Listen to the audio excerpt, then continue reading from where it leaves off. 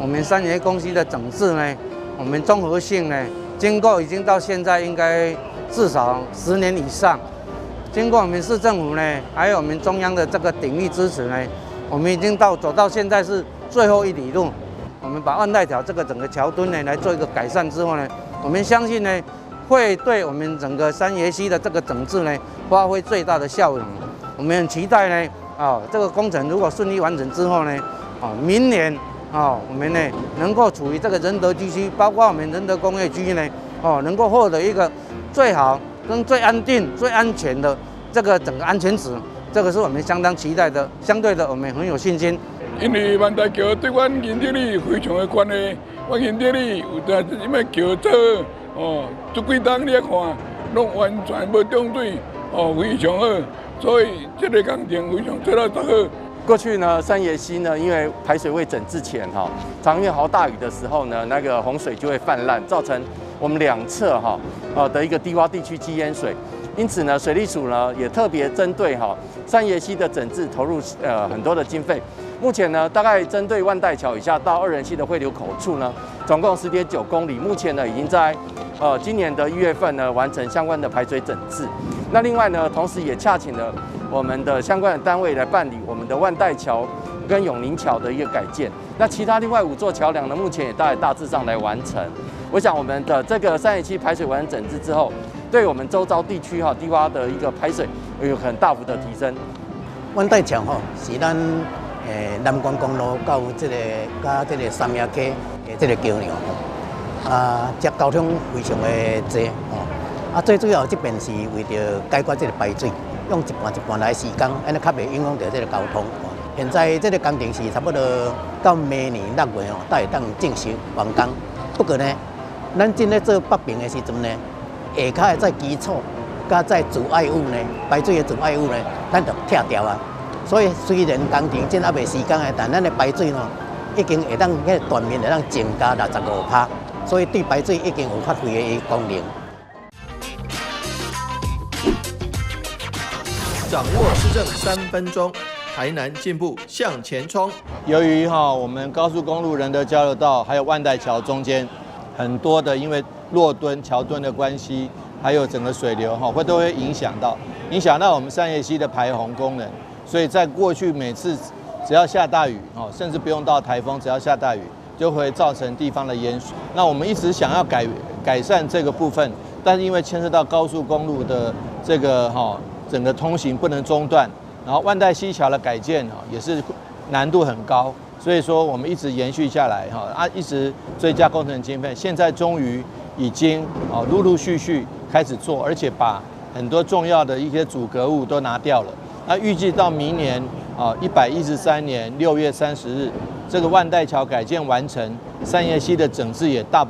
体完成。这样子的话，对于仁德地区还有仁德工业区淹水的几率就大大的降低，可以有效的这个保护居民的生命财产安全，也可以让我们仁德交流道的交通不会再受阻。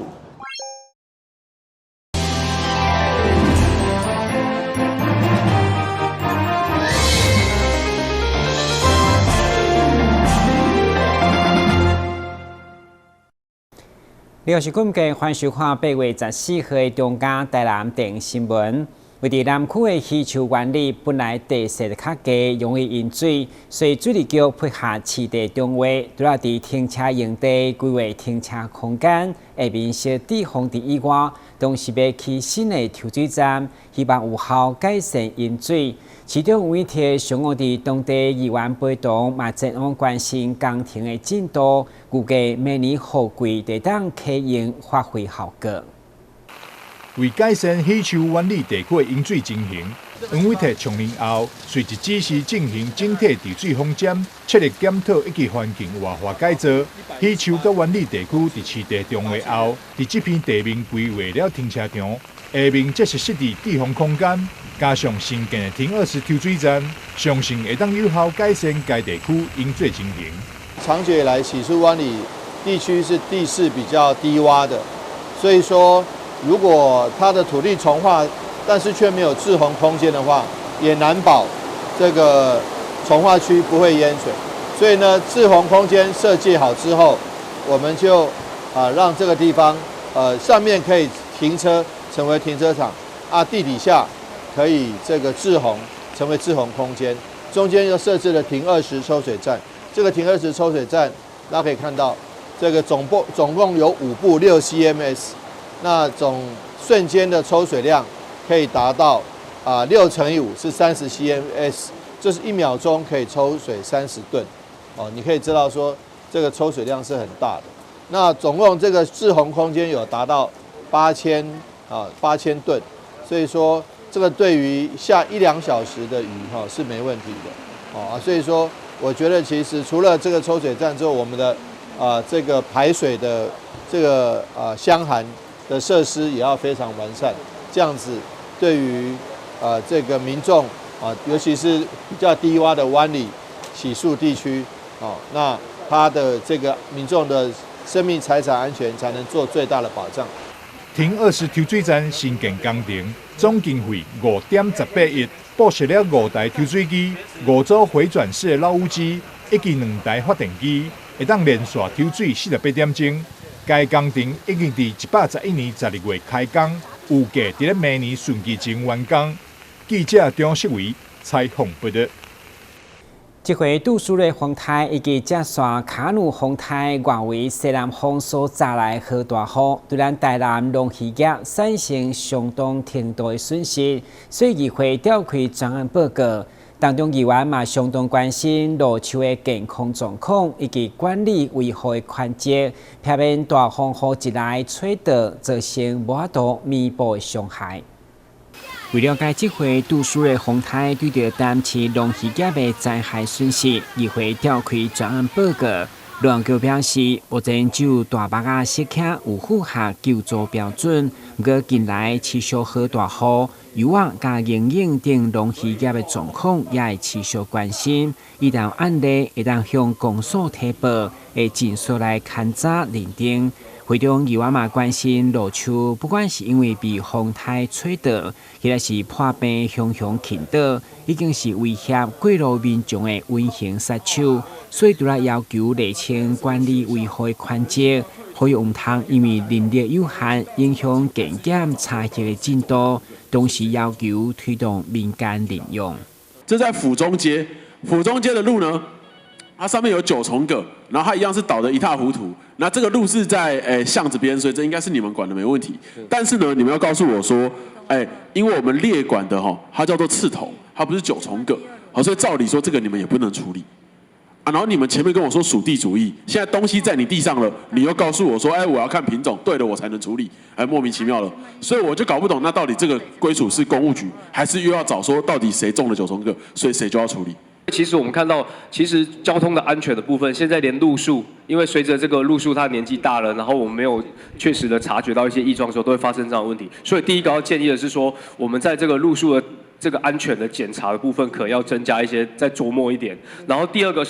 就是我们在委外的，因为我们增加了资源预算以后，自然就有多的这个预算，然后去做不管是树的健康检查，或者是树的检修，这个都很重要的。那还有一点非常。本席一直很关心的，就我都有一直提案说，我们不管是路树或者是我们公园，我们都希望有一个认养的机制。这个认养的机制目前显然我们公务局既有的这个自治条例的诱因是不够的，所以变成说我们好多的事情都是回归到政府本身要来做。但我们都知道，其实要跟社会、跟民间的力量结合，才能把整座城市的绿美化照顾到好。路树管理，其实在路树其实我们有做全面的一个相关的一个检测，那是但因为我们的整个我们辖内的行道树其实是数量是蛮大的。所以说我们在整个检测里面，其实会针对比较不好的路树木的话，我会做一个包括它的安全性还有它的全面性，会做一个比较一个确定性的一个整理啦。好，那这个部分我们可能会在往后的持续在都进行。其实，在之前在2-3年前我们就已经持续在进行，那目前会继续在做一个相关的一个执行的一个工作。有可能进行认养。在认养这个部分，其实只要民众有这个需求，认为说他是可以去认养，那我们也会有这种认养的一个相关的一个机制来做处理。议员除了关心农业损失、路树的潜在威胁，也关心各地饮水的状况到底如何彻底来治理，以及区域排水的防洪标准。质疑唔通设计拢讲无问题，结果大雨一来也是淹水。台南新闻阮自林英根采访报道。由台市政府甲南台科技大学所合办的科技棒球嘉年华，9月3号特别伫亚太国际棒球训练中心登场。到时除了有精彩棒球比赛表演，也有真侪上新的运动科技仪器加训练的观念，要开放民众亲身来体验。棒球拄着科技会有啥物款的体验？台南市政府甲南台科技大学将伫咧亚太国际棒球训练中心小棒子球场举办科技棒球嘉年华。今仔日举办活动记者会，市长王伟棣邀请民众来为棒球选手加油支援，同时来了解到棒球的运动科技知识。到底怎么样子分析，能够让这个运动员得到他的这个体力、肌力得到最好的发挥，那就看我们这一次的科技棒球嘉年华，好让大家既看热闹又看门道。活动将展示多项运动科技器材加训练概念，并开放予民众用游戏的方式进行体验。棒球赛事也会搭配着专业直播，将选手的运动影像进行分析，并提供各项数据，予观众伫观赛的同时，也对棒球的专业内容有更深的了解。击球的出速是多少？仰角多少？出速跟仰角大致上会决定这个球会飞多远啊。像这种信息，在目前的这个全世界的棒球比赛，在实验室有，但是在这个实际的这个比赛还不成熟。但是我们传艺的实验室现在可以用一只手机就可以把它做到非常非常准确。那在更精准的牛棚里面的这个训练数据会更多。所以刚刚黄市长提到说哈，我们台湾的这个棒球运动发展，从我们台南开始，希望能够在基层的这个棒球的训练的时候，我们就把这个科技引进，来协助我们的选手的训练。赛事邀请台北市立大学、甲台湾体育运动大学的女子棒球队，以及台南市夏金国小、义在国小、永兴国小、立林国小等4支小棒队进行表演比赛，欢迎民众9月3号时阵入场，感受科技运动的魅力。台南新闻宋怀采访报道。面对极端气候的冲击，如何节能减碳相当要紧。所以，台南市政府在持续推出各种省电补助的改善方案，如果一档会当省超过47万度电。所以，市府除了呼吁企业甲民众来响应，也配合经济部能源局宣导26、23的运动，这到底是啥？做回来了解。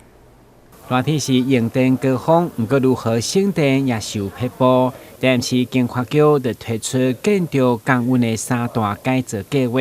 当中的冷气清洗保养卖当省1-2成的电力，加上辅导业者加装空气门等等，加改如果一档会当省超过47万度电，成效丰富。今年这个计划在推动过程之中，我们针对像机关、学校、服务业、住家。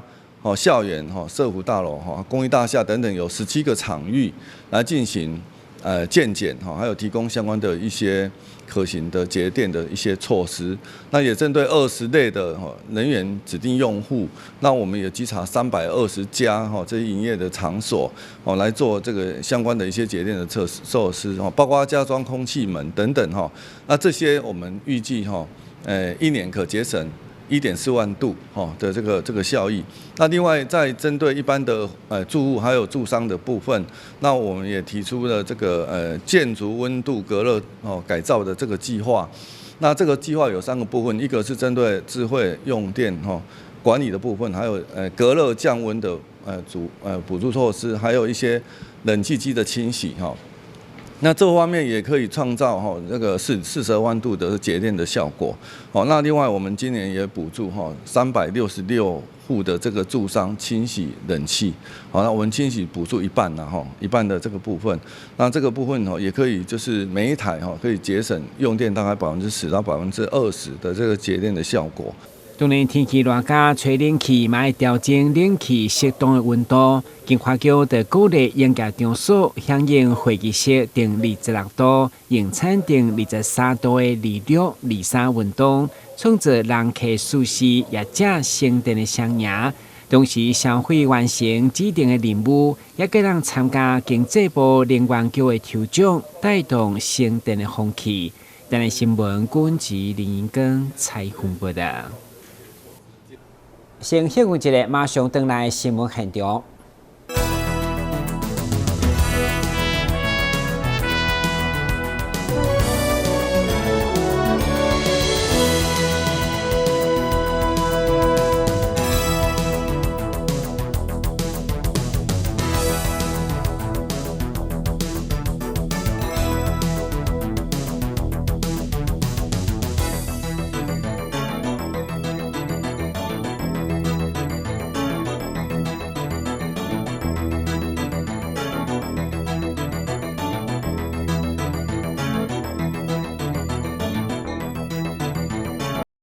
台南目前为39岁展示少年时爱拍篮球，不过因为多处运动伤害，脚老虎的关节受伤，已经10几档拢无法度拍球，甚至连躯力嘛会痛。后来经过安南病院评估，用关节镜手术治疗，目前除了恢复健康，甚至会当回到篮球场拍球。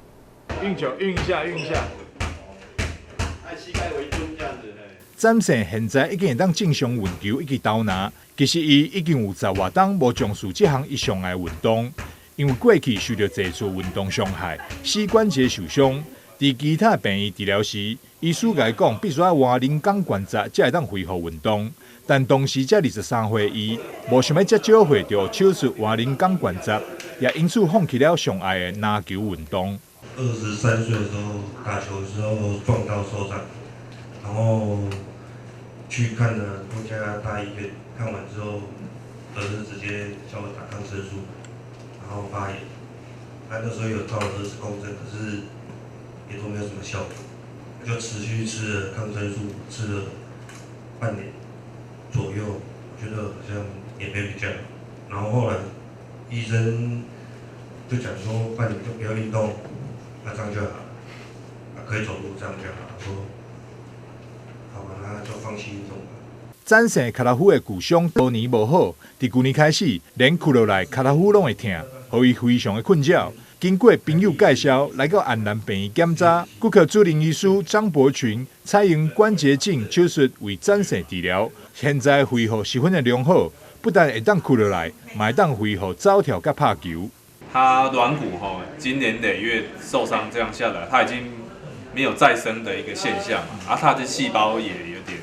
疲倦了所以我们做的只是把坏掉的把它清除掉，然后把它骨头表面钻一些小洞，让它做再生他因为够年轻所以说那个软骨有再生的能力，他也顺利的就是在我们核磁共振上面确认它有长出一层，所以他以后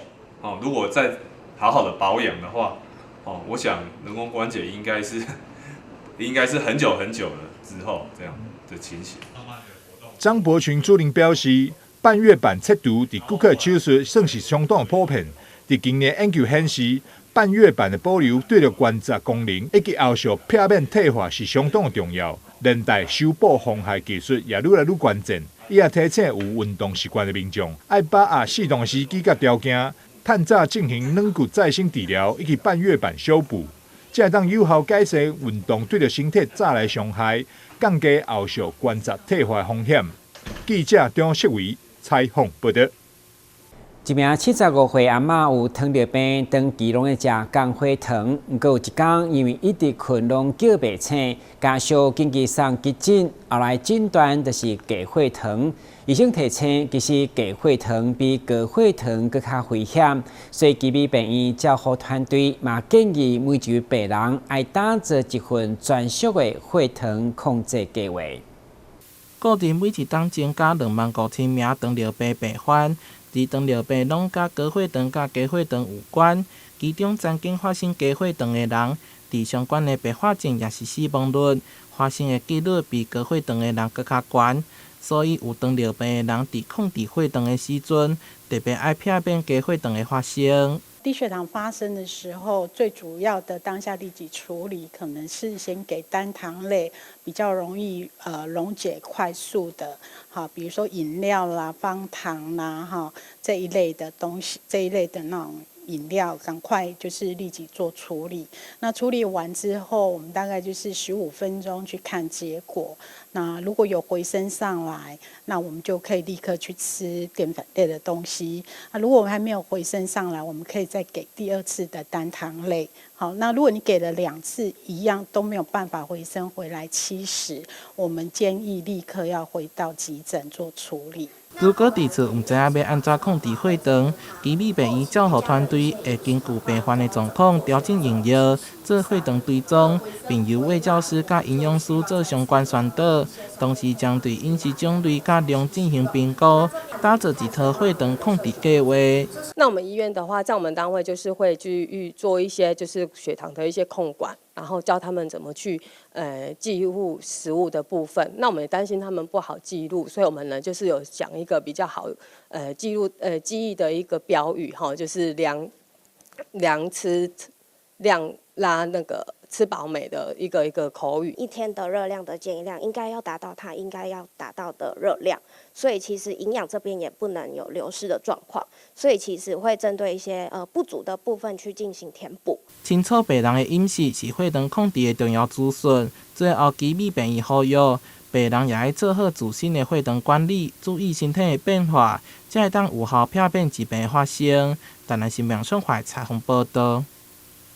日前，一群北部的大学生伫餐厅食饭，因为店内白饭未赴提供，所以不满留下负面的评论。后续嘛意外伫网络引发讨论，你到底北部甲南部民众的观点如何？做回来了解。